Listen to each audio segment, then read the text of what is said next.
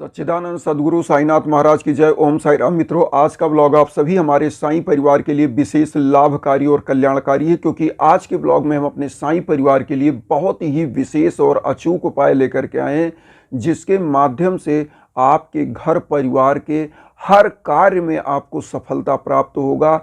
अगर आपके कार्य बनते बनते बिगड़ जा रहे हैं, जैसे आप किसी अपनी बेटी की शादी करने जा रहे हैं, बात बनता बनता और बिगड़ जा रहा है।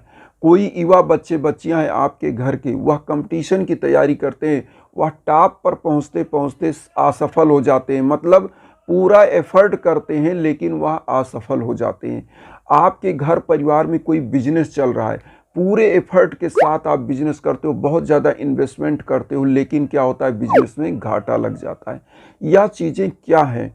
यह एक ऐसी चीज़ है जो आपके दुर्भाग्य को प्रारंभ कर देती है और आप समझ नहीं पाते हैं और धीरे धीरे आपके भाग्य को चाल देती है। तो यहाँ पर सबसे पहला, जब जागो तभी सवेरा का आप ध्यान रखिए। आपको करना क्या है, देखिए, चाहे वह हमारा रामायण हो, चाहे साईं बाबा का 11 वचन, ईश्वर के बारे में क्या लिखा है कि बिनु पग चलय सुनय बिनु काना, आनन रहित सकल रस भोगी, बिन बानी भक्ता बढ़ जोगी। ईश्वर क्या है? जो बिना हाथ पांव के चलता है, बिना जिह्वा के समस्त रसों का स्वादन करता है, जो सर्वत्र चराचर जगत में व्याप्त है। यह रामायण में लिखा है। इसी प्रकार से साईं बाबा ने अपने 11 वचन में कहा है कि मुझे सदा जीवित ही जानो, अनुभव करो सत्य पहचानो। तो ईश्वर क्या है? अनुभूति का विषय है। जब आपका दुर्भाग्य चल रहा हो, जब आपका कोई कार्य ना बन रहा हो, तब आपको कहाँ जाना चाहिए? ईश्वर की शरण में। इसीलिए हमारे यजुर्वेद में, जो हमारे 4 वेद हैं, ऋग्वेद, यजुर्वेद, सामवेद, अथर्ववेद, तो यजुर्वेद में यज्ञ का वर्णन है और उसमें यही कहा गया है कि जब आपके कोई कार्य ना बने तो आप प्रभु को भोग दीजिए, भोगमान, और उसी से आपका कार्य बनने लगता है। तो इसलिए यज्ञ के बारे में, हवन के बारे में जो मैं बताता हूँ, इसीलिए आज मैं एक चीज़ और बता दूँ। आज ही मुझे खुशखबरी मिली, छत्तीसगढ़ के हमारे एक बहुत प्रिय शिष्य हैं साहू परिवार से, नाम बताना उचित नहीं है, इसलिए उनकी प्राइवेसी ना भंग हो, इसलिए साहू परिवार का मैंने हवन किया था। उनकी बेटी की शादी नहीं हो रही थी और उन्हीं के घर में एक बच्चे की, मैं पहले बताया था बहुत पहले एक वीडियो में, उनके बच्चे का सिलेक्शन नहीं हो रहा था। बेटी उनकी MBBS डॉक्टर, फिर भी शादी नहीं हो रही थी, योग्य वर नहीं मिल रहा था। तो उन्होंने मुझसे हवन के लिए संपर्क किया इंस्टाग्राम पर और उनका हवन हुआ। हवन होने के बाद अभी कल ही उन्होंने मुझे फ़ोन किया, गुरुदेव शादी बेटी की संपन्न हो गई और मुझे आशीर्वाद दीजिए, बेटी को आशीर्वाद दीजिए, उसके दाम्पत्य जीवन में। तो इसी प्रकार से लोगों को सफलताएं मिलती हैं। जब निराश होते थे, वो भी एक नहीं सैकड़ों बार उन्होंने रिश्ता तय किया और कट जाता था किसी न किसी छोटे छोटे कारण से। तो हवन हुआ। इसी से आप लोगों को मैं बताता हूं कि कभी भी कहीं भटकने की ज़रूरत नहीं। इंस्टाग्राम का लिंक देता हूं, उस पर आइए और जो छोटे छोटे उपाय बताते हैं वो ज़रूर करिए, क्योंकि सकारात्मक ऊर्जा आपको मिलती है। और जो आज उपाय बता रहा हूँ, यह उपाय वो करते थे और उसके बाद हवन हुआ था। तो आज मैं बताना चाह रहा हूँ कैसे आप हर कार्य में सफल हों। इस उपाय को सबसे पहले आपको क्या लेना है, किसी भी दिन साईं बाबा के सम्मुख बैठ सकते हैं या बृहस्पतिवार के दिन अगर करके रख लें यह उपाय तो बहुत अच्छा है। क्या क्या लेना है?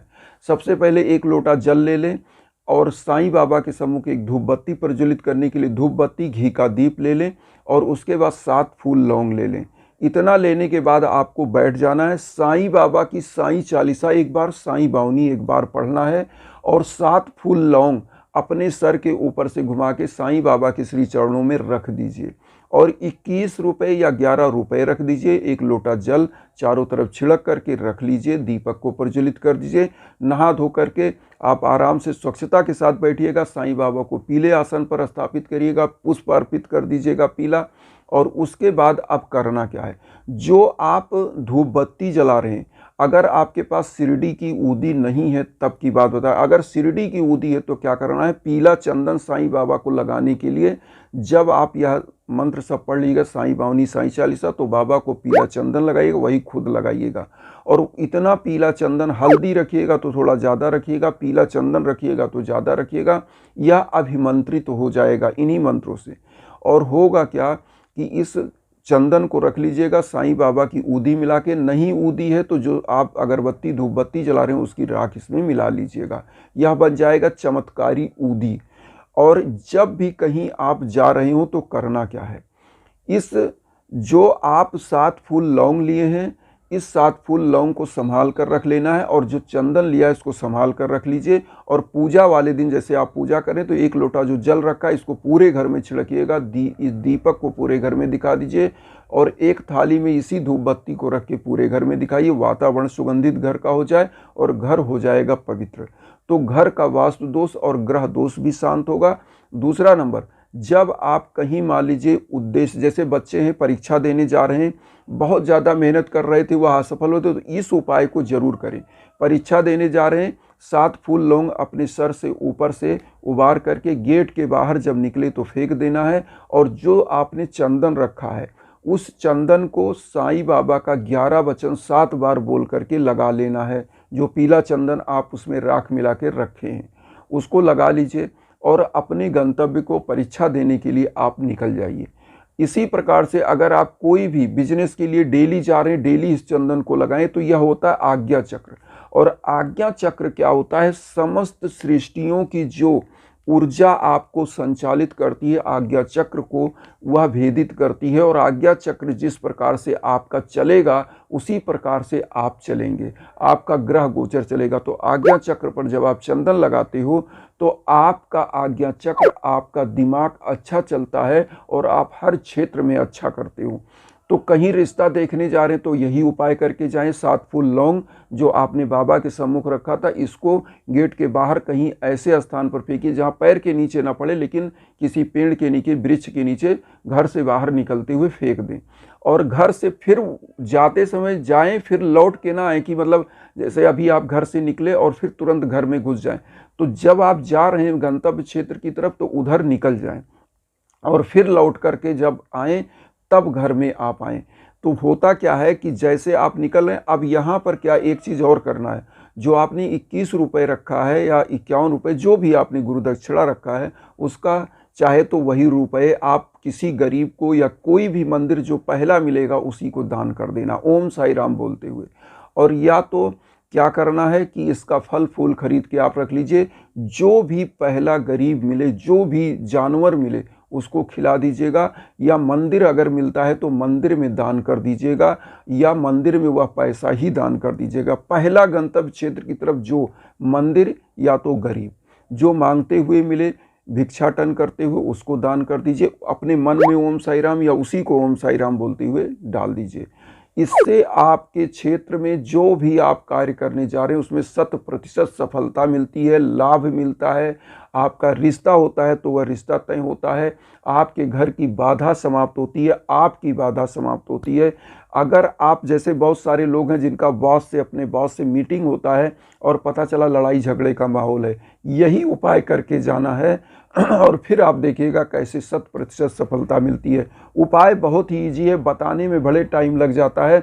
मैं एक बार फिर आपको बता दूं, साईं बावनी साईं चालीसा पढ़ना है। बृहस्पतिवार के दिन बाबा को पीले आसन पर स्थापित करिए, एक घी का दीप जलाइए, एक धूप बत्ती जलाइए, धूप बत्ती की राख ले लीजिए, पीला चंदन रख लीजिए, बाबा को लगाइए, खुद लगा लीजिए और उस पीला चंदन को इतना मात्रा में रखिए कि आप जब भी कहीं जाएं तो उसको 11 वचन बाबा का 7 बार बोल के लगा सकें। और जो आपने 11 रुपये 21 रुपये जो भी बाबा के श्री चरणों में चढ़ाया, पहला व्यक्ति चाहे गरीब मिले चाहे कोई मंदिर मिले वहाँ डाल देना, यही उपाय है। इस उपाय को निश्चित करिए, रामबाण उपाय है जो आपके श्री चरणों में सफलताएं प्रदान करेगी और आपका पग जिस तरफ बढ़ेगा वहाँ आपको सफलता ही मिलेगी। तो इस उपाय को करिए। और जो इसमें गरीबों को दान के लिए बात करी गई है, या तो मंदिर में डालिएगा या तो किसी गरीब को पैसा पहले दे दीजिएगा या फल दे दीजिए, निश्चित आपको सफलता मिलेगा। यह उपाय रामबाण है साईं बाबा का। एक चीज़ मैं और बार बार कहूँगा कि कहीं भी आपको भटकने की ज़रूरत नहीं है। हम इंस्टाग्राम का लिंक देते हैं। किसी भी उपाय के लिए कोई भी दिक्कत हो तो ज़रूर संपर्क करें। यज्ञ याजन हवन के लिए निश्चित आपको उससे परिणाम मिलता है और आपके घर की बाधाएं समाप्त होती हैं। तो आप सभी लोगों से यही कहेंगे कि वसुधैव कुटुंबकम की जो मैं भावना लेकर चल रहा हूँ उसमें आप लोग अपना आशीर्वाद चैनल को सब्सक्राइब करके दीजिए और उन साईं भक्तों तक वीडियो को जरूर शेयर करिए जो किन्हीं कारणों से कष्ट में, दुख में। इसी भावना के साथ ओम साईं राम।